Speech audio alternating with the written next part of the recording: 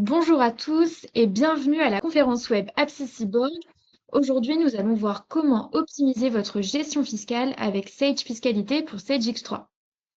Donc, nous allons passer une petite heure ensemble et cette session sera présentée par Flosie Chupa, consultante avant-vente chez Sage, et Philippe Laviolette, chef de projet avant-vente Business Development Sage X3 chez AppSyBorg. Tout au long de cette session, vous pourrez poser vos questions dans la zone de chat située à droite de votre écran et nous y reviendrons en fin de conférence. Et je laisse maintenant la parole à Flosie et Philippe pour la suite de ce webinaire. Merci Clémence. Bonjour à tous. Donc, je vais commencer, avant de passer la main à Flosie, par une petite présentation de rigueur sur AppSyBorg. Un petit rappel pour ceux qui nous connaissent, mais ceux aussi qui ne nous connaissent pas. Donc, AppSyBorg, c'est plus de 35 ans d'expérience, 600 collaborateurs, une organisation régionale avec un maillage géographique assez étendu qui nous permet d'être au plus près de nos clients.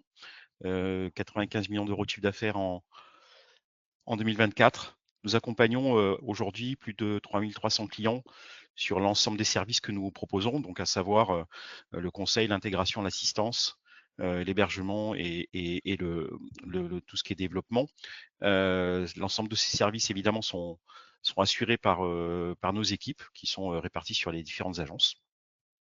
En termes de couverture applicative, on propose un ensemble de solutions autour principalement des ERP que nous intégrons, qui sont des ERP principalement Sage, avec des solutions de trésorerie type Agicap ou Kyriba, des solutions autour des SIRH avec l'offre Lucas et tout un tas d'autres outils qui vont permettre d'enrichir les ERP que nous intégrons. Donc aujourd'hui, on va se concentrer sur une solution proposée par Sage autour de la fiscalité.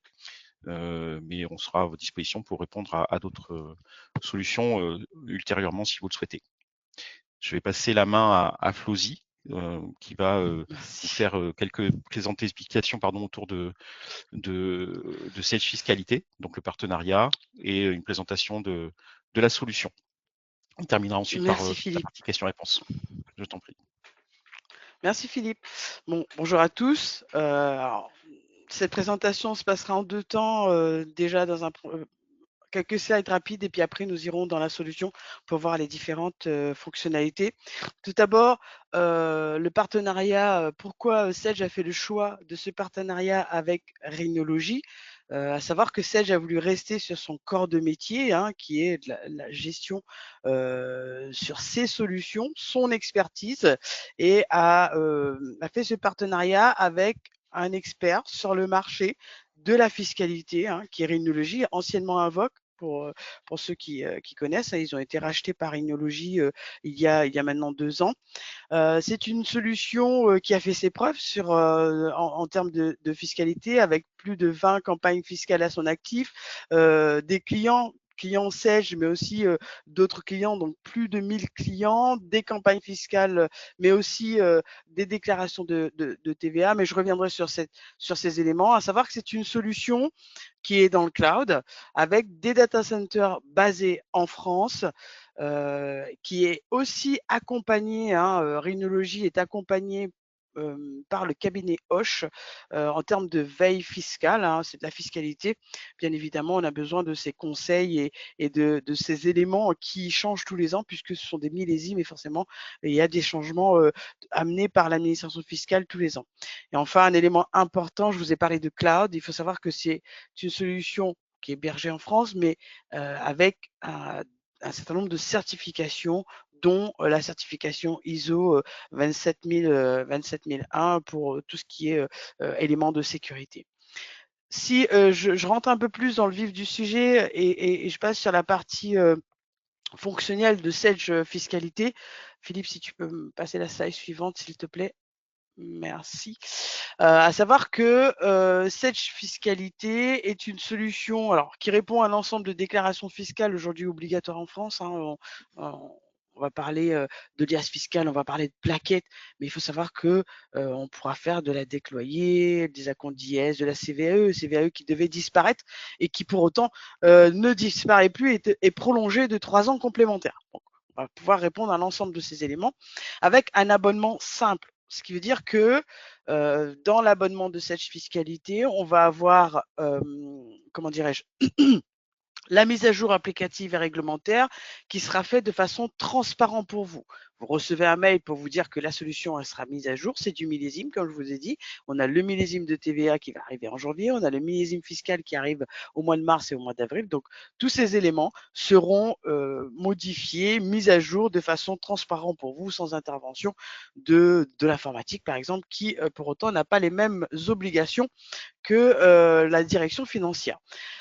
Dans l'abonnement, on va aussi avoir comment dirais-je, l'envoi en format EDI, la télétransmission de l'ensemble des déclarations en format EDI à l'administration fiscale. Donc, on saura envoyer les déclarations à l'administration fiscale. Hein. Je vous ai dit, on va parler de l'IAS ici, mais on va pouvoir aussi envoyer la déclaration de TVA, typiquement, simplement à l'administration fiscale. Et au même titre, je vais pouvoir aussi envoyer le paiement de ma déclaration de TVA, mon bordereau de télépaiement, au même titre que ma télédéclaration en format EDI à l'administration fiscale. Dans cet abonnement, on va aussi avoir tout ce qui est assistance, hein, assistance pour vous accompagner dans l'établissement de Célias, et enfin un accès à l'ensemble des services souscrits. On va avoir aussi cette notion de plaquette. Je vous dis, on va faire une liasse ensemble, on va faire une plaquette ensemble. Il faut savoir que Sage Fiscalité, en plus de son fonctionnel qui est très riche, une solution très simple de prise en main, on va aussi avoir un menu complémentaire qui va venir se rajouter à Word et Excel, qui va vous permettre d'avoir des plaquettes complètement personnalisables. D'accord? Ce qui veut dire que moi, typiquement, je suis une ancienne comptable. Ça fait 7 ans que je suis avant-vente chez Sage sur le scope finance. Et avant ça, pendant 18 ans, j'ai été comptable trésorière. Et typiquement, on avait des situations mensuelles, la situation et le bilan de fin d'année, mais aussi des situations intermédiaires au semestre. On révisait le budget, on faisait une liasse un peu épurée, on faisait une plaquette épurée qu'on fournissait au comité de direction. Là, typiquement, on a cette capacité de se dire, moi, je crée une plaquette globale pour la fin de l'année, et puis je vais avoir en parallèle des exercices avec des plaquettes plutôt épurées pour des situations intermédiaires aux besoins que je pourrais complètement personnaliser. Au même titre, j'ai une activité différente sur une société donnée où je fais le rachat d'un groupe de sociétés. J'ai aussi la capacité d'avoir des modèles de plaquettes complètement différents d'une société à l'autre. Si on passe à la slide suivante, s'il te plaît, Philippe. Merci. Donc, comme je vous l'ai dit, Sage Fiscalité permet de répondre à un ensemble de déclarations fiscales aujourd'hui obligatoires en France. On saura répondre en format EDI, mais on sait aussi gérer tout ce qui est TD bilatéral. J'ai un fichier des IFU, par exemple, c'est un fichier TD bilatéral crypté. Et ce fichier, j'ai la capacité dans cette fiscalité de venir transférer, déposer mon fichier TD bilatéral simplement sur le site d'impôt.gouv. J'ai une traçabilité dans l'application, à savoir que toute modification, toute interaction que je vais avoir dans l'application sera complètement traçable. J'apporte des données, je modifie des données, je valide une déclaration, j'envoie la déclaration, j'ai cette traçabilité. Et en plus de cela, je vais avoir une traçabilité complémentaire avec l'administration fiscale. Je fais ma déclaration, je valide, je contrôle, j'envoie à l'administration fiscale et j'ai tout un workflow de validation me disant que la déclaration a bien été envoyée, reçue par l'administration fiscale, acceptée ou rejetée pour X raison.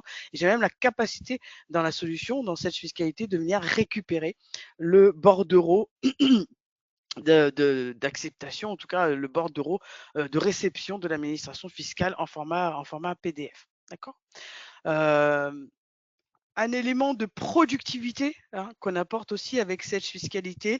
Il faut savoir que c'est une solution multi-société, multi-déclaration et connectée par API avec Sage FRP1000 et Sage X3, les solutions de Sage. Quand on parle de connecter par API, c'est une connexion standard. Ça veut dire que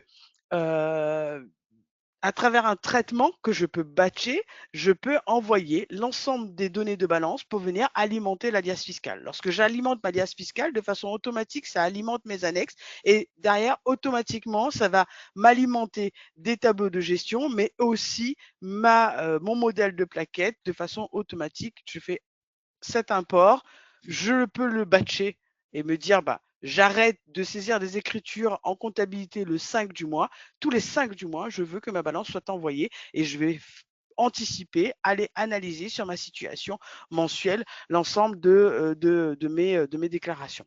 D'accord. On a la même chose côté déclaration de TVA. Alors, je vous ai parlé de l'IAS parce qu'on va un peu s'attarder sur ces éléments, mais côté déclaration de TVA, je fais ma déclaration de TVA dans Sage X3 ou dans Sage FRP 1000. J'ai un traitement qui me permet d'envoyer ma déclaration de TVA. Ça alimente ma CA3, je contrôle, je valide, j'envoie à l'administration fiscale. Au même titre, j'envoie le paiement en sélectionnant le bon compte bancaire.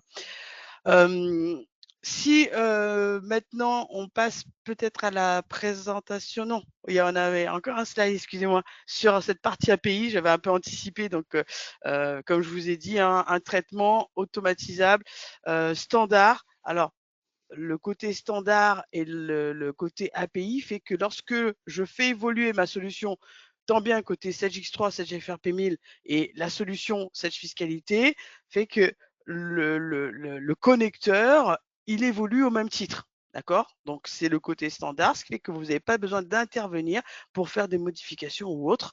Et puis, on va avoir ces différents traitements, hein, bien évidemment, pour envoyer les éléments dans Sage Fiscalité. Ce que je vous propose, c'est de passer à la démonstration dans la solution. Je vais prendre la main sur l'environnement et je vais partager mon écran. Normalement, vous voyez mon écran. Donc ici, volontairement, moi j'arrive dans Sage X3. Donc je suis ici dans Sage X3, j'ai un tableau, un processus visuel, un visual process qui reprend un peu les éléments dont je vous ai parlé, hein, les éléments de slide dont je vous ai parlé en amont. Je vous ai dit, on a un connecteur qui va envoyer de façon automatique des éléments pour venir alimenter Sage Fiscalité, à savoir que j'ai la possibilité d'envoyer la création automatique d'exercices. Typiquement, on est en fin d'année. Moi, j'ai créé mes exercices dans Sage X3, mais pas forcément dans Sage Fiscalité. Donc, j'envoie automatiquement la création de mes exercices sur mon périmètre de société. Donc, automatiquement, ça va aller créer mes exercices dans Sage Fiscalité. J'ai aussi l'envoi des balances. Donc, typiquement, ici, bah, moi, j'ai un traitement qui me permet d'envoyer en multisociété ou pour une société donnée. Hein, on a une gestion d'habilitation et de droit, tant bien dans Sage Fiscalité que dans Sage X3. Donc ici, bah, j'ai cette capacité de me dire, bah, j'envoie soit sur mon périmètre de société que je gère, soit sur une société donnée ou soit sur l'ensemble des sociétés du groupe. Je pourrais ainsi le faire. Je peux l'envoyer périodiquement. Donc moi, je fais des situations périodiques, donc je peux envoyer mes éléments de balance périodiquement, ou je peux aussi me dire, bah non, je vais envoyer une seule période annuellement pour venir alimenter directement ma liasse fiscale. Alors là, en l'occurrence, j'étais resté sur l'année 2025 et j'avais pas fait la création d'exercice, donc il me dit que l'exercice n'est pas créé, donc je vais revenir sur mon état et puis je vais plutôt envoyer du 2024 parce que là je sais que c'est créé, ça m'évite pour gagner un petit peu de temps. Donc alors je vous préviens juste que en l'occurrence je suis à l'île de la Réunion et ça peut-être, je suis arrivée ce matin et ça peut peut-être générer un petit peu de lenteur. Donc là, il m'a dit que c'était pas la bonne société qui était créée dans l'application et je vais recommencer mes éléments simplement. Je vais l'envoyer périodiquement, peu importe. Donc là, j'ai un message ici, un compte rendu me disant que, OK, la balance, elle a bien été envoyée pour la période demandée pour la société FR10 dans Sage Fiscalité.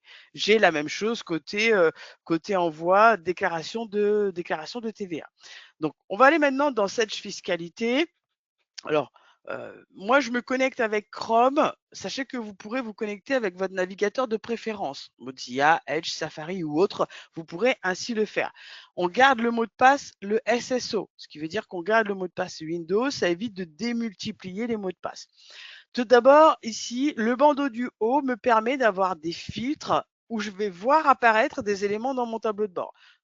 Moi, je peux filtrer sur les exercices que je veux voir apparaître, le type de document que je veux voir apparaître, je vais voir que de la TDFC par exemple, ou je peux aussi me dire, je veux voir que de l'alias ou que des tableaux de gestion de type SIG, capacité d'autofinancement, tableau de flux de trésorerie. Donc, je pourrais ainsi faire mes différents filtres pour qu'apparaissent dans mon tableau de bord que ces éléments-là.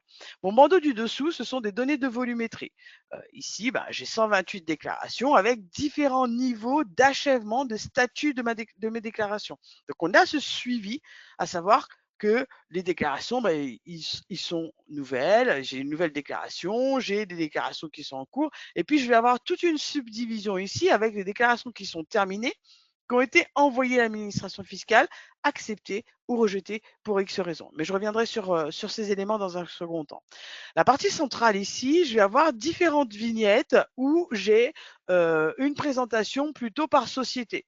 Donc, je pourrais aussi me dire, je n'ai pas une présentation par société, mais je vais avoir une présentation plutôt par document. Donc, on va rester sur la présentation par société et sur la vignette de la société Cedrus, ça va être le fil conducteur pour notre présentation. Typiquement, j'ai le nom, j'ai le logo de la société, j'ai des déclarations qui sont rejetées, et puis j'ai des déclarations qui sont en retard. Alors, dans la vraie vie, bien évidemment, il s'agira de ne pas avoir de déclaration en retard, sauf à mettre une date butoir en amont de la date fiscale. D'accord? Et il faut savoir que on a la possibilité dans cette fiscalité d'avoir des workflows, des alertes, des notifications d'alerte. Donc typiquement, moi, si je mets une date au 15 alors que ma TVA elle est au 19 et que le 15 je n'ai pas fait ma déclaration, automatiquement, je peux mettre en place une alerte pour que je reçoive dans ma boîte mail un élément me disant attention, la déclaration elle est en retard. Donc il faut vite la faire puisque la date est dépassée. Mais j'ai géré la date puisque j'ai mis en amont de la date butoir fiscale. J'ai des déclarations qui sont à revoir. À revoir, ça veut dire que ma déclaration, elle a été faite, voire même validée et envoyée à l'administration fiscale. Cependant, j'ai modifié un élément de la balance, je ne l'ai pas réimporté. Ou j'ai modifié un autre élément que je n'ai pas modifié dans la déclaration elle-même. Donc, je reprends la main ou je redonne la main au collaborateur pour de nouveau venir modifier cette déclaration, agir sur cette déclaration. Si j'avais envoyé à l'administration fiscale, bien évidemment, je vais avoir une rectificative de ma déclaration et puis je garderai quand même le premier envoi. Sur la société Cedrus, j'ai 14 déclarations sur 27 qui sont à produire. Donc, j'ai cette présentation par vignette, mais je pourrais aussi avoir une présentation en liste avec des filtres. J'ai mes filtres ici dans mes écrans, mais je vais aussi pouvoir avoir des filtres ici. Si je veux filtrer sur les sociétés contenant le code Cedrus, je pourrais simplement filtrer sur les sociétés contenant le code Cedrus. J'ai un nombre important de sociétés. Souvent, c'est plus confort peut-être pour une navigation visuellement d'avoir une présentation plutôt en liste, mais avec les mêmes suivis d'achèvement de l'ensemble de ces déclarations. Donc, avant de faire ensemble une déclaration, une liasse fiscale pour la société Cedrus, je vais vous parler d'un peu de paramétrage. Alors, rassurez-vous, rien de compliqué. Tout d'abord, je vais aller sur tout ce qui est utilisateur. Donc, moi, je suis connecté en tant que Pierre Célestine, à savoir que dans cette fiscalité, on a la possibilité de venir mettre des droits et habilitations sur un utilisateur ou sur un groupe d'utilisateurs qui héritera, quand on met un nouvel utilisateur, il va hériter des droits et habilitations de l'ensemble du groupe. En quoi ça consiste? Typiquement, je vais pouvoir déjà décorréler le fonctionnel. Ici, moi j'ai le droit de tout faire, hein. J'ai le droit d'importer des données, j'ai le droit de modifier ma déclaration, j'ai le droit de valider et j'ai le droit même d'envoyer à l'administration fiscale. Mais on peut se dire que l'équipe comptable va gérer tout ce qui est envoi, récupération de données, contrôle des éléments. Cependant, c'est la direction financière qui garde la main pour tout ce qui est validation des déclarations et envoi à l'administration, transfert à l'administration fiscale en format EDI. Et puis, je peux aussi mettre des droits et habilitations sur tout ce qui est périmètre de société. Donc, typiquement, chaque collaborateur a son périmètre de société, il va gérer les éléments que sur son périmètre de société. Vous, en tant que superviseur, vous avez accès à l'ensemble des sociétés du groupe, donc vous aurez une vision sur l'ensemble des sociétés du groupe. À savoir que on a un tableau de bord ici présent, on a une roadmap avec des nouveautés qui arrivent demain, hein, on a une nouvelle version qui sort demain, et ben dans cette nouvelle version-là, on va avoir un tableau de bord complémentaire, synthétique, qui vous permet d'agir sur un certain nombre de déclarations, le suivi de déclarations, et voire même la possibilité de recevoir par mail ce tableau directement pour avoir ces différents suivis. Donc, moi, j'ai accès à un périmètre de société en tant que collaborateur. Mon directeur financier a accès à l'ensemble des sociétés du groupe en tant que superviseur. Et puis, je vais avoir accès à un périmètre déclaratif. Cependant, on peut se dire que tout le monde n'a pas accès à la 2067, la déclaration des frais généraux, qui comprend les données confidentielles de salaire. Seul vous avez accès à l'ensemble de ces éléments. Donc, on va pouvoir déterminer des droits et habilitations simplement dans l'application. Tout à l'heure, je vous ai parlé d'audit. Toute interaction, toute modification dans la solution est complètement auditable et complètement traçable. Donc, à savoir ici, à l'instant avec vous, à travers mon API, ma connexion standard, j'ai envoyé la déclaration, excusez-moi, la balance pour la société FR10 pour le mois d'octobre pour venir alimenter l'alias fiscal pour cette société-là. Si je prends un peu plus large, automatiquement, j'aurai plus de données, bien évidemment. Comme je vous ai dit, toute interaction, hein, je me connecte à la solution, je modifie, je contrôle, j'importe des données. Tous ces éléments sont complètement traçables. Je pourrais exporter ces éléments sur Excel au besoin pour de l'analyse. Si je vais maintenant sur le paramétrage et la gestion des fourchettes de compte, à savoir un élément important, c'est qu'on garde l'historique des millésimes. C'est du millésime fiscal. Comme je vous ai dit, ça change tous les ans. Donc ici, moi, j'ai aussi cet historique qui est complètement conservé dans l'application, dans cette fiscalité du millésime fiscal. Je vais avoir des contrôles d'erreurs bloquantes, des contrôles d'erreurs non bloquantes, avec des listes de contrôles, à savoir que les contrôles d'erreurs bloquantes, il s'agira de ne plus en avoir pour valider la déclaration et l'envoyer à l'administration fiscale. Les erreurs non bloquantes peuvent rester, il s'agira de vérifier la pertinence de les garder, l'ensemble de ces erreurs, et puis vous pourrez même rajouter des contrôles complémentaires sur cette liste d'erreurs non bloquantes. Si je passe sur les plans de fourchette, qu'est-ce qu'on entend par plan de fourchette? Et c'est des plans de fourchette qu'on va vous fournir en standard, mais vous aurez la possibilité de venir modifier ces plans de fourchette au besoin. Vous voyez, moi ici j'ai un plan de fourchette qui est plutôt personnalisé sur une de mes sociétés. Mais si je vais sur mon plan de fourchette basé sur le PCG, ce qu'on entend par plan de fourchette, c'est bien le mapping entre mes comptes, mes fourchettes de compte et mes cellules de Malias. Lorsque j'importe ma balance, de façon automatique, ça va venir renseigner l'ensemble de ces cellules qui comprend mes fourchettes de compte. D'accord? Si vous avez des paramétrages de fourchettes de compte particuliers, c'est ici que vous les ferez et ces paramétrages seront conservés lors des mises à jour réglementaires.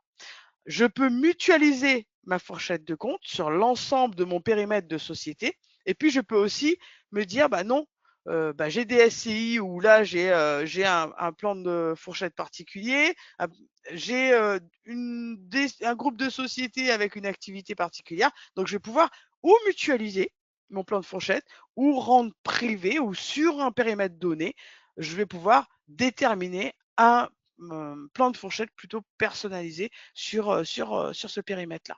D'accord? Si je reviens maintenant sur cette partie paramétrage, gestion des plaquettes, mais je reviendrai sur cette notion. On a la possibilité aussi de créer des modèles d'analyse. C'est une option aussi qui arrive, qui nous permet de créer des modèles d'analyse, hein, en plus du détail de compte qu'on aura dans l'application, mais on va avoir aussi différents modèles d'analyse, un comparatif typiquement entre ma déclaration 1330 de CVAE et mon feuillet de Malias qui me permet de calculer la valeur ajoutée. Donc voilà, je vais pouvoir aussi dans l'application, en plus des éléments qui vont venir se rajouter sur Excel et qui va me permettre de faire certaines analyses, mais je vais aussi dans l'application pouvoir avoir ce module complémentaire qui est modèle d'analyse et qui me permet d'avoir des analyses directement dans l'application sans aller dans Excel. Les formats d'import, donc on a le connecteur avec SageX3 et SageFRP1000, et puis on va avoir aussi le format d'import. Le format d'import vous permet de se dire, typiquement, vous faites l'acquisition d'un groupe de sociétés. Ce groupe de sociétés n'est pas encore dans le giron de SageX3, cependant, vous devez faire l'alias fiscal. Donc, ce qu'on vous propose, c'est qu'on va partir sur les formats d'import existants où vous pouvez simplement en créer un. Et comment en créer un simplement pour venir importer ces balances que j'aurais exportées d'une autre solution que SageX3. Donc, ici, typiquement, moi, j'ai une balance pour la société Cedrus, une balance toute simple. Hein. Vous voyez ici, j'ai quelques colonnes, j'ai extrait une balance toute simple pour la société Cedrus. Ce que je vais faire, c'est que je ne vais pas partir sur le format d'import comme on propose en standard, mais je vais venir ajouter un format d'import. Je vais lui dire que c'est un format d'import balance. J'ai la possibilité dans cette fiscalité de venir importer un certain nombre d'éléments, des balances, des échéances, les fiches sociétés, etc., etc. Donc là, on va lui dire que c'est la catégorie, c'est une balance, lui donner un petit nom à ce format d'import, flûte, je vais lui dire que c'est la démo et puis je vais mettre en date du 11 par exemple, lui dire que je vais me baser sur un fichier Excel pour aller récupérer mon exemple de fichier. Je vais récupérer mon exemple de fichier que je vous ai montré à l'instant et là simplement je vais venir faire un mapping des colonnes dont j'ai besoin. J'ai un ensemble de colonnes dans mon tableau Excel, cependant moi je n'ai pas besoin de toutes les colonnes. D'une, je vais lui dire on ne prend pas la première ligne puisque c'est l'entête des colonnes. Et puis derrière, je vais sélectionner, faire ce mapping sur les colonnes qui m'intéressent et qui vont me servir pour venir alimenter lors de mon import mes liasses fiscales. D'accord? Donc là, simplement, j'ai créé mon format d'import. Si je vais sur ma fiche société, puis nous irons ensemble faire une liasse fiscale, la société Cedrus, différents éléments sur ma fiche société. Tout d'abord, je vous ai dit qu'on a cette capacité de mettre en parallèle différents exercices. Je vais mettre mon exercice annuel qui va me servir pour la fin de l'année, pour faire ma liasse de fin d'année. Et puis, je vais pouvoir mettre mon exercice mensuel qui me permet d'une, de faire ma TVA, mais aussi d'avoir des liasses plutôt épurées. Et puis, je pourrais mettre un exercice semestriel ou un exercice trimestriel, etc., etc. Donc, je peux mettre en parallèle l'ensemble de ces exercices. Je peux même personnaliser les exercices. J'ai une TUP, mon exercice est court sur 15 mois, eh ben, je mettrai un exercice sur 15 mois, typiquement dans l'application. Donc là, ici, moi, pour la société C2, eh ben, j'ai en parallèle un exercice trimestriel et un exercice annuel. Les informations de la société, le nom, l'adresse, le SIRET, de la société. Le plan de fourchette, c'est la société qui porte le plan de fourchette. Demain, ma société change de plan de fourchette, j'historise l'année et le plan de fourchette de l'année en cours, et puis l'année d'après, j'ai un nouveau plan de fourchette qui vient se mettre sur ma société Cedrus typiquement. Société Cedrus, tête de groupe d'intégration fiscale. Ce qui veut dire que j'ai deux onglets qui apparaissent ici, l'onglet actionnariat et l'onglet périmètre d'intégration fiscale. Un élément aussi important par rapport à cela, c'est que lorsque je vais remplir mes 2058F, les déclarations des filiales, de façon automatique, ça sera repris dans ma 2058M, la société mère, la société Cedrus. Et j'aurai toute une traçabilité, encore une fois, hein, c'est un élément important de la solution, c'est que je garde aussi cette traçabilité de quelle fille amène quel montant dans la 2058M. J'ai la partie échéance où ici, effectivement, je vais avoir différentes échéances et différentes déclarations qui apparaissent dans mon tableau de bord. Mais si je veux rajouter une nouvelle déclaration, une nouvelle déclaration dans mon tableau de bord en lui mettant une date d'échéance, donc cette annexe régime étranger va apparaître dans mon tableau de bord avec une échéance au 28 novembre. J'ai la partie compte bancaire, je vous ai dit on saura envoyer l'alias fiscal, mais aussi le règlement. Le seul prérequis ici, c'est de renseigner les comptes bancaires renseignés auprès de l'administration fiscale, parce que c'est là où on va signer les différents fichiers CEPA, mandat CEPA plutôt, sur le site impôts.gouv. Donc, ce sera les mêmes comptes bancaires renseignés sur le site impôts.gouv. La possibilité de saisir des OD de retraitement fiscal. Alors, ça, c'était une demande client. À savoir qu'on a cette possibilité. Généralement, c'est quand même la compta qui prime. Alors souvent, on a des clients quand ils font des comment dirais-je, des situations intermédiaires, ils vont venir ponctuellement saisir une OD, voir un peu comment ça se comporte dans l'alias, puis après ils vont aller la saisir en comptabilité et réimporter une balance. Je vais maintenant revenir sur mon tableau de bord. J'ai rajouté une nouvelle déclaration puisque j'en ai 129 maintenant sur mon tableau de bord. J'ai rajouté l'annexe régime étranger pour la société Cedrus. Ce que je vous propose, c'est qu'on aille ensemble faire l'alias fiscal 2024 pour la société Cedrus. À savoir que l'ensemble des espaces de travail se présentent de la même façon.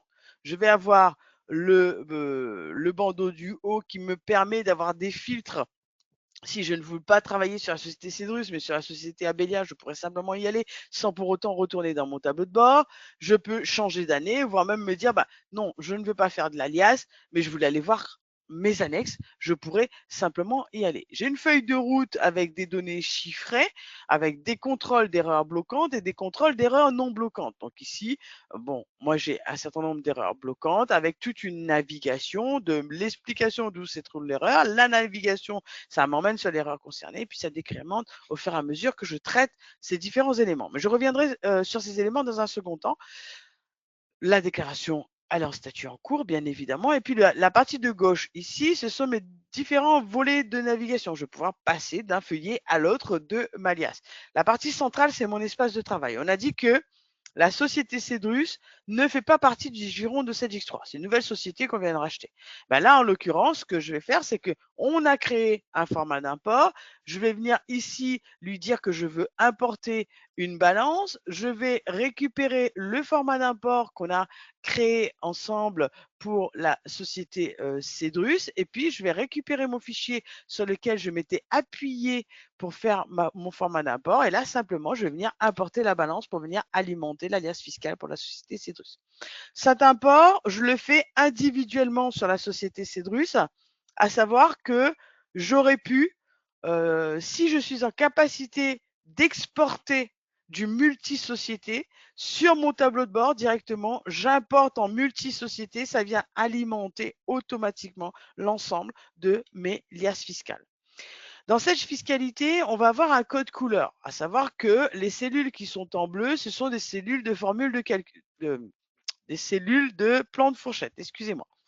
Donc ici, moi j'ai un certain nombre de plans de fourchette qui alimentent, qui sont alimentés en tout cas lorsque j'importe ma balance dans ma cellule BZ1 autre créance. Je peux lui dire que je ne veux pas voir apparaître les plans de fourchette, voire à 0, voire je ne veux pas voir apparaître les plans de fourchette, mais que les fourchettes de compte qui sont venues alimenter cette cellule BZ1 autre créance. Je pourrais exporter ces éléments sur Excel au besoin pour de l'analyse. Si j'ai les droits et habilitations, je vais pouvoir aussi modifier cette cellule. Donc simplement ici, vous voyez, ma cellule, elle va changer de couleur. D'accord? Donc visuellement, j'ai le changement et je vois que cette cellule a été ajustée. J'ai une pastille qui me dit que la cellule est ajustée. Je garde la traçabilité des éléments qui ont été importés en amont à travers l'import de la balance et j'ai le montant de la cellule ajustée. Si c'est moi qui établis la déclaration, c'est vous qui faites le contrôle, je vais pouvoir mettre un commentaire à la cellule. Donc typiquement ici, demande du commissaire aux comptes, hein, c'est déjà saisi. Je vais pouvoir mettre un commentaire simplement à la cellule. Si j'ai les droits et habilitations, je vais pouvoir aussi supprimer simplement cet ajustement. D'accord? Si je reviens maintenant sur mon tableau de bord, excusez-moi, sur ma alias fiscale. Donc, j'ai mes cellules qui sont en vert, ce sont des cellules de formule de calcul. Formule de calcul plus ou moins complexe, ici, c'est la somme des cellules qui sont en amont. Dans ma 2058M, j'aurai la somme des 2058F qui viennent alimenter simplement l'ensemble des éléments de la mer. Les cellules qui sont en jaune, et pour cela, et cette année, on a encore pour 2024 de l'exceptionnel, ce sont des zones de saisie. Donc là, typiquement, je vais pouvoir venir saisir simplement des données. D'accord? Mais moi, j'ai un tableau Excel qui reprend l'ensemble de ces données de charges et produits exceptionnels. Alors, comme je vous ai dit, on en a encore cette année. Vous n'êtes pas sans savoir qu'on a eu l'ANC 2025 qui engendre des modifications sur le plan comptable et surtout sur l'exceptionnel. Mon 675, 775 qui étaient des comptes sessions d'immobilisation exceptionnelles sont remplacés par mon 657, 757 qui sont plutôt des comptes d'exploitation. Donc, j'aurai forcément des écarts par rapport à ça. Mais là, moi, j'ai un tableau qui reprend simplement mes charges et produits exceptionnels. Donc, ce que je vais faire ici, c'est que je ne vais pas aller ressaisir mon tableau, mais je vais venir importer, non pas importer une balance, mais importer des documents, lui dire que je vais sélectionner un formulaire. Ici, j'ai les formats d'import qui correspondent au feuillet sur lequel je me trouve. Donc, je vais vérifier ce format d'import 2053. OK, ça correspond à mon tableau Excel que je vous ai montré. Donc, ce que je vais faire, c'est que je vais venir simplement récupérer ma 2053 qui comprend mes charges et produits exceptionnels. Et ici, je vais venir simplement importer l'ensemble de ces données. D'accord? Donc là, automatiquement, il m'a alimenté ma 2053. J'avais plus de lignes que cela. De façon automatique, il est allé mettre sur le feuillet complémentaire. Si j'ai plus de lignes, automatiquement, il vient alimenter, créer le nombre de feuillets nécessaires pour venir les alimenter lors de l'import. Si je vais maintenant sur mes filiales et participations et une autre façon d'alimenter notre dias fiscal, j'ai la possibilité de me dire, est-ce que mes filiales et participations ont changé par rapport à N-1? Donc, ce que je vais faire, c'est que, vous voyez, j'ai fait un clic droit, j'ai ouvert un nouvel onglet. Moi, je vais aller vérifier ma liasse fiscale pour 2023, à savoir, est-ce que mes éléments de participation peuvent me servir pour faire de la recopie. À savoir que lors du projet, donc plusieurs façons de récupérer les déclarations et les éléments dans cette fiscalité. Vous l'avez compris, donc on va pouvoir importer de l'Excel. On a le connecteur avec Sage X3 et Sage FRP 1000 et on saura aussi récupérer le DIT-DFC déjà télétransmis à l'administration fiscale pour le N-1 à minima. Puis après, on n'a pas de limite en termes de récupération d'historique. On pourra récupérer une année, 2 années, 3 années en fonction du besoin. Donc là, moi, ce que je vais faire, c'est que je compare 2023 et je me dis, OK, mes filiales et participations, ils n'ont pas changé. Donc, ce que je vais faire ici, c'est que je ne vais pas venir faire de l'import, mais je vais venir faire de la saisie. J'ai la possibilité de saisir du texte. Typiquement, je me dis, écoutez, ici, je vais récupérer du texte et de 2023, puisque mon taux de détention a varié d'une année à l'autre. Je peux aussi venir récupérer, non pas du texte, mais venir récupérer, du moins, non pas du texte, oui, non pas du texte, mais du montant. Et puis, je vais aussi pouvoir récupérer du texte, du N-1 sur l'ensemble des feuillets de manière. C'est souvent ce que font les clients. Ils récupèrent l'ensemble des éléments et puis après, au fur et à mesure qu'ils établissent la liasse, ils viennent l'épurer, la réagencier, modifier l'ensemble de ces éléments. Si je reviens maintenant sur tout ce qui est contrôle d'erreurs bloquantes et non bloquantes, donc il me reste des erreurs bloquantes, comme je vous ai dit, il s'agira de ne plus en avoir pour venir valider la déclaration et aller jusqu'au bout de ma déclaration. Donc ici, je vais un petit peu le gruger pour pouvoir aller jusqu'au bout de la déclaration. Vous l'avez compris, il contrôle, il vous donne l'explication, il vous emmène sur l'erreur concernée, vous modifiez ces éléments et de façon automatique, il décrémente la liste.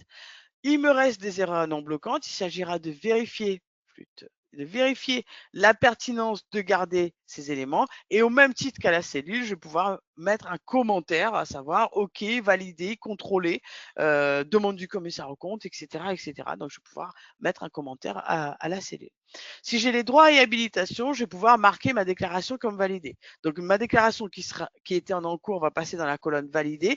Et si j'ai aussi les droits et habilitations, je vais pouvoir placer ma déclaration dans la boîte d'envoi. Puis après, nous irons dans la boîte d'envoi pour voir comment ça se présente. D'accord? Alors moi, j'ai une installation un peu hybride sur mon poste. Et comme je vous ai dit, moi, je suis à l'île de la Réunion. Donc, du coup, ça peut me générer un petit peu de lenteur par rapport à cette installation sur mon poste. Donc, j'ai validé ma déclaration. Je vais placer ma déclaration dans la boîte d'envoi. Donc, il va me dire qu'il reste des contrôles d'erreurs non bloquantes. OK, bah moi j'ai vérifié l'ensemble de ces éléments et je place ma déclaration dans la boîte d'envoi. Tout à l'heure, vous avez vu, j'ai ouvert un nouvel onglet sur de l'alias fiscal. Mais typiquement, j'étais pas obligé de rester sur ma alias fiscale. Vous avez votre trésorier qui vous appelle en vous disant j'ai un prélèvement de la DGFiP, je ne sais pas à quoi ça correspond. TVA, compte d'IS, CVAE, je ne sais pas à quoi ça correspond. Vous ouvrez un nouvel onglet, vous lui donnez l'information. Aujourd'hui, on travaille en multi-écran. Hein. Je mets un écran je mets mon onglet sur un autre écran et puis je viens donner l'information à mon trésorier et puis je continue à faire, je reviens sur ma liasse fiscale pour la finaliser.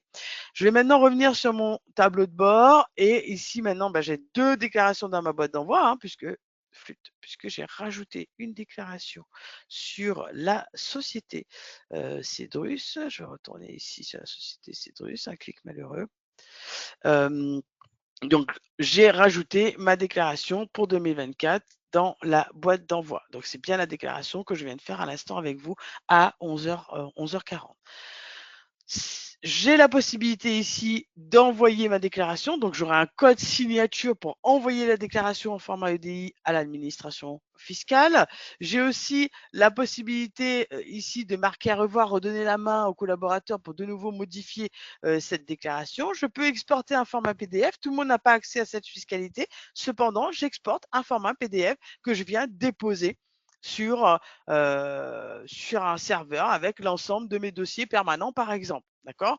À savoir que courant d'année, je vous parlais de situation intermédiaire, j'ai la possibilité d'exporter les feuillets qui sont renseignés de ma liasse fiscale directement en format PDF. Je peux aussi exporter un format EDI, à savoir qu'on a certains commissaires aux comptes qui demandent d'avoir un format EDI pour l'intégrer dans leur solution pour faire de l'analyse. J'ai cette possibilité d'exporter un format EDI. Si j'enlève mon petit filtre ici j'ai 2 déclarations, j'ai la possibilité de sélectionner mes 2 déclarations et de faire un seul envoi à l'administration fiscale. Je vous ai parlé d'historique, donc on va avoir une traçabilité de toute modification dans l'application, mais une traçabilité de toute relation aussi avec l'administration fiscale. Donc là, j'ai un certain nombre de déclarations qui ont été faites. Je vais savoir à qui a fait la déclaration, à quel moment j'ai envoyé la déclaration à l'administration fiscale. Si j'avais des montants de déclarés, typiquement TVA, montant déclaré, montant payé, éventuellement un écart s'il y en avait un. À quel moment l'administration fiscale a reçu la déclaration sur son portail, à quel moment elle l'a accepté ou rejeté pour X raisons. J'ai la possibilité d'avoir le compte rendu, l'email de compte rendu en PDF de l'administration fiscale. Si j'ai un contrôle, je peux fournir cet email de compte rendu pour justifier que moi, j'ai bien envoyé l'ensemble des éléments de ma liasse à l'administration fiscale.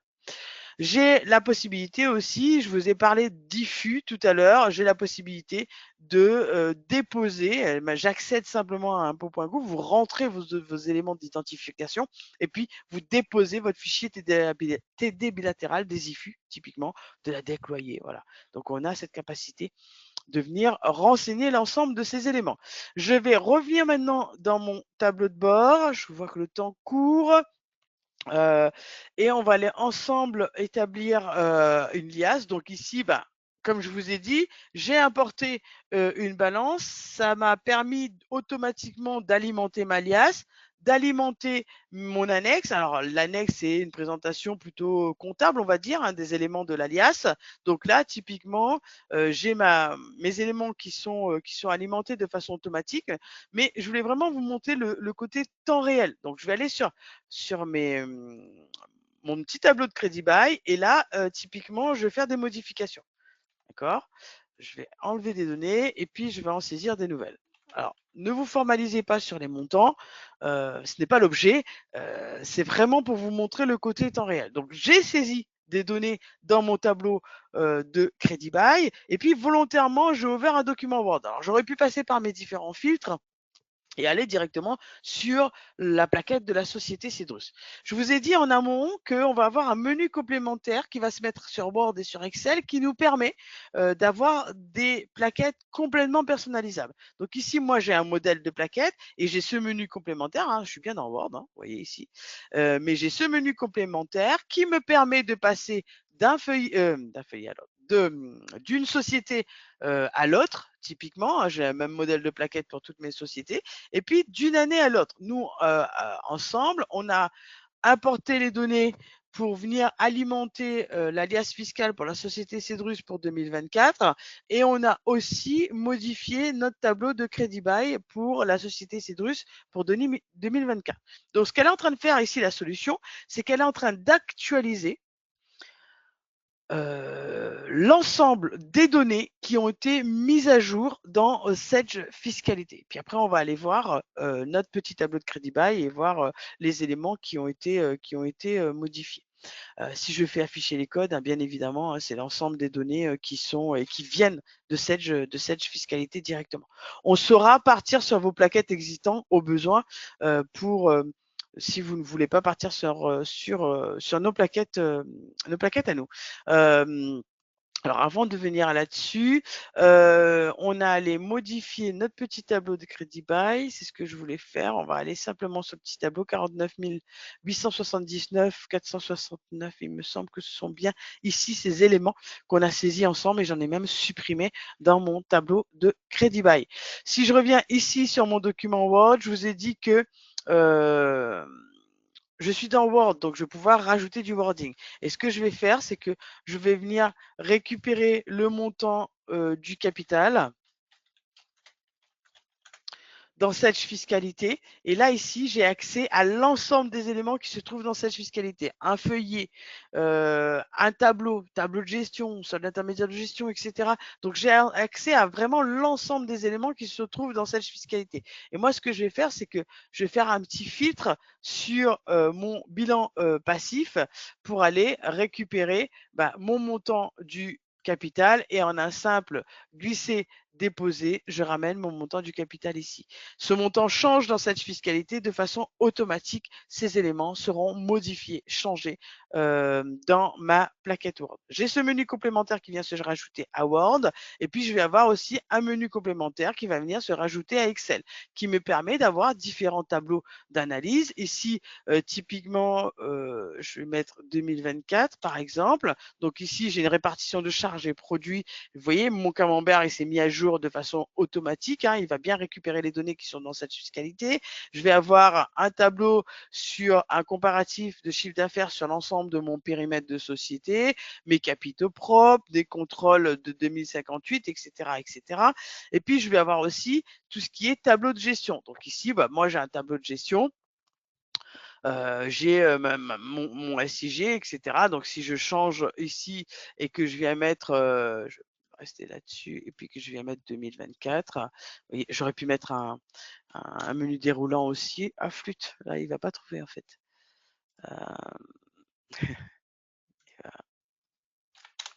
Donc, si je mets 2024, de façon automatique, il va venir aussi me mettre à jour l'ensemble de ces tableaux.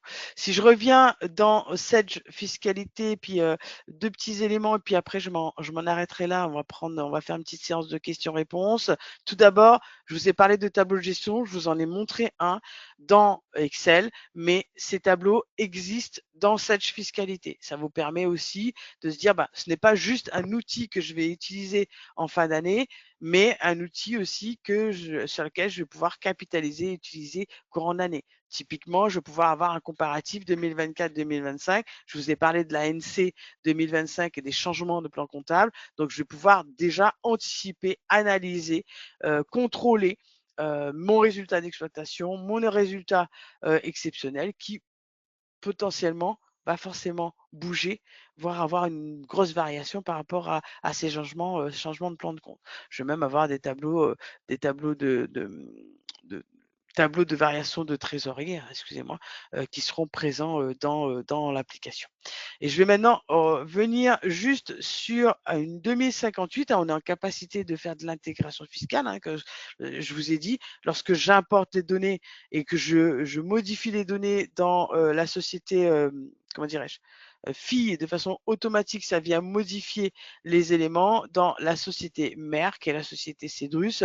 Et puis, je vais avoir des formules de calcul plus ou moins complexes, à savoir que si je vais ici voir une formule de calcul sur une cellule qui est en vert. Donc ici, typiquement, je vais avoir les éléments qui viennent de la société Cedrus, mais pas que, je vais avoir aussi les éléments qui viennent de la société Cedrus Atlantica ou autre. Hein. Donc j'ai aussi cette traçabilité et puis quelle fille amène quel montant pour venir alimenter simplement ma 2058M.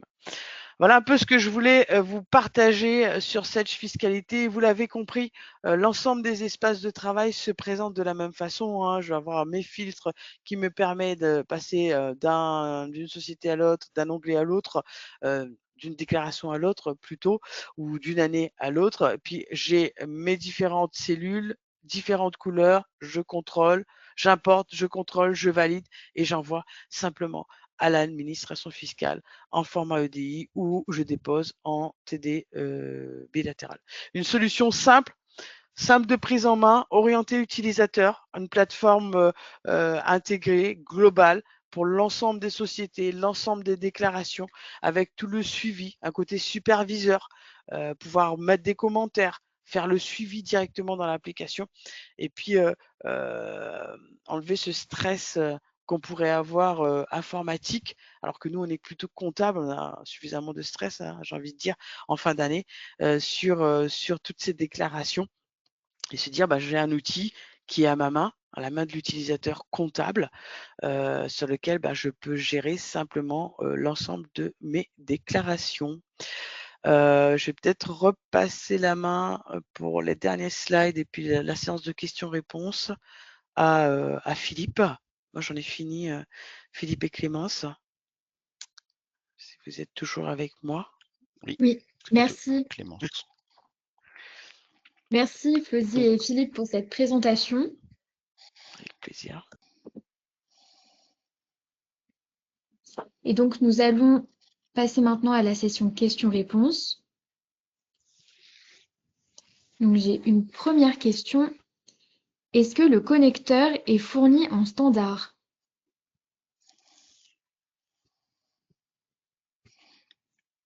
Alors oui, ça fait partie, Flosie, on ne t'entend la pas. réponse, oui, ça fait partie de l'offre.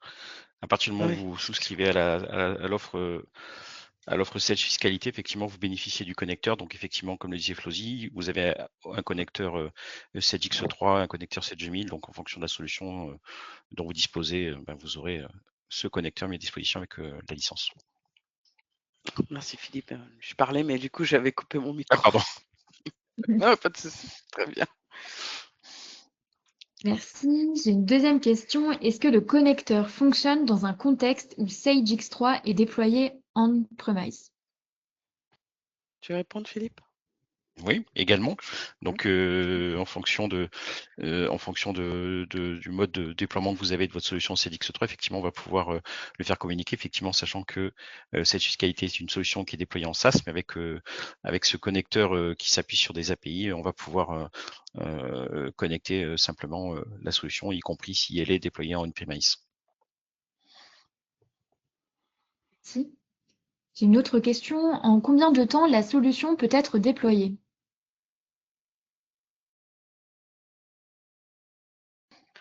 Alors, ça va être... Oui, vas-y, je te laisse, Flosie. alors, ça dépendra de votre contexte, en fait. C'est une solution qui est en SaaS, ce qui veut dire que ce sera relativement rapide de mise en place. Cependant, selon le nombre de sociétés que vous allez avoir, selon les spécificités, des spécificités sur la reprise des données, des spécificités sur des différents modèles de plaquettes, peuvent engendrer des jours complémentaires de mise en place, soit de votre côté, soit plutôt côté Apsys. Mais sachez que ce n'est pas un projet ERP. Donc, ce n'est pas un projet Sage X3, c'est quelque chose qui se met en place relativement rapidement. Tu rigoles, Philippe, mais c'est vrai que, en l'occurrence, souvent, moi, j'ai cette question et je le précise parce qu'en fait, voilà, c'est une solution qui va faire de l'alias fiscal. On vous accompagne aussi dans ces éléments. On a des montées, du moins des transferts de compétences. Donc, c'est une solution qui est relativement rapide de mise en place. Après, je pense que si tu veux rajouter, Philippe, des choses, mais ça sera vraiment selon le contexte des différentes sociétés, différents groupes. C'est effectivement, c'est une partie assez légère par rapport effectivement à l'ERP. Donc, on va parler de quelques jours pour le mettre en place. Et surtout, j'insiste, ce qui est important, c'est l'appropriation de la solution. Donc, il est, je dirais, de bon ton d'envisager, en tout cas, un transfert de compétences de manière à ce que vous soyez autonome et de bénéficier sur le long terme du fait que ce soit une solution SaaS avec des mises à jour régulières. Donc, je dis pas que vous vous affranchissez totalement des consultants et de la relation avec Apps Cyborg. C'est pas le sujet, ça c'est à votre discrétion, mais voilà, c'est quelque chose sur laquelle vous pouvez prendre la main, gérer complètement pour pouvoir évoluer dans le temps et faire vivre votre solution. Merci. Notre conférence web touche à sa fin. Merci beaucoup Flosie et Philippe pour votre présence aujourd'hui, pour cette présentation et pour vos réponses aux questions. Et merci à tous de nous avoir suivis. Vous pouvez retrouver les sujets de nos prochaines conférences web directement sur notre site appsiciborg.com, rubrique événements. Et pour vous tenir informé des actualités de vos solutions et d'Apsiciborg, vous pouvez nous suivre sur notre page LinkedIn Apsiciborg. Bonne journée à tous et à bientôt. Merci, bonne journée. Merci beaucoup. Bonne journée. Au revoir. Au revoir. Ouais.